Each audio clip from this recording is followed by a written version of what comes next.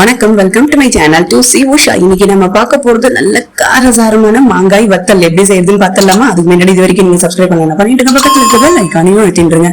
First இதுக்கு 2 மாங்காய் எடுத்துக்கலாம். கிட்டத்தட்ட 600 கிராமுக்கு இருக்கும். இதை நல்லா வாஷ் பண்ணதுக்கு அப்புறம் நல்லா தொடச்சுண்டு இது மாதிரி தனித்தனியா கட் பண்ணி வச்சுருவோம். இப்ப இது ரெடியா இருக்கு. இதை ஒரு கிண்ணத்துல சேர்த்துன்றலாம். இதுக்கு மஞ்சள் பொடி 1 ஸ்பூன், உப்பு 3 ஸ்பூன் அளவுக்கு சேர்த்துக்கலாம். மிளகாய் பொடி 2 ஸ்பூன் ஹீப்டா சேர்த்துப்போம். 1/4 ஸ்பூனுக்கு பெருங்காய பொடியை சேர்த்துப்போம். எல்லாத்தையும் நல்லா கலந்து விட்டுருவோம். இத மூடி ஒரு நாள் அப்படியே வச்சுடுவோம். 2வது நாள் காத்தால பாத்தீங்கன்னா தண்ணி நல்லா விட்டுருக்கு, மாங்காயிலேருந்து வந்துட்டு இருக்கு.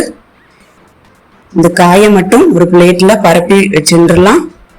இந்த தண்ணியை அப்படியே மூடி வச்சுடுவோம். இந்த காயை ஒரு துணியோ இல்லைன்னா வடிகூடையோ போட்டு வெயில்ல காய வச்சுருவோம். சாயங்காலம் பாத்தீங்கன்னா இது மாதிரி இருக்கும். இந்த காயை மறுபடியும் அதே தண்ணியில விட்டு மூடி வச்சிடலாம். நைட் அப்படியே இருக்கட்டும். 3வது நாள் காத்தால பாத்தீங்கன்னா மாங்காய் எல்லாமே அந்த தண்ணியை அப்சர்வ் பண்ணிட்டு இருக்கு.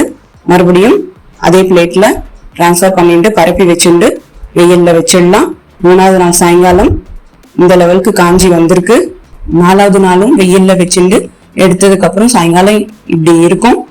சாஃப்டா இருக்கு, பட் நல்லா காஞ்சிட்டு இருக்கு. இது போதுமானது. இதை ஒரு கிளாஸ் பாட்டில்ல போட்டு வச்சுடலாம். இதுல உப்பும் புளிப்பும் இருக்கிறதுனால நம்ம ஸ்டீல்ல போட்டா ஸ்டீல் பாத்திரம் பாழாயிடும். அதனாலதான் நான் கிளாஸ் பாட்டில் சொல்றேன். இதை பொறுத்த வரைக்கும் நீங்க தயிர் சாதத்தோடையும் சாப்பிட முடியும். வத்த குழம்பு, சாம்பார் எல்லாத்துக்குமே இதை சேர்த்துக்க முடியும். ஈவன் இதை கொதிக்க தண்ணியில 5 நிமிஷம் போட்டுண்டு கடுகு தாளிச்சுட்டீங்கன்னா ஊறுகாவும் ரெடி ஆயிடும். நீங்க செஞ்சு பாருங்க. உங்களுக்கு எப்படி வந்து கமெண்ட்ஸ்ல சொல்லுங்க. Channel to C Usha like பண்ணுங்க, ஷேர் பண்ணுங்க, சப்ஸ்கிரைப் பண்ணுங்க. தேங்க்யூ.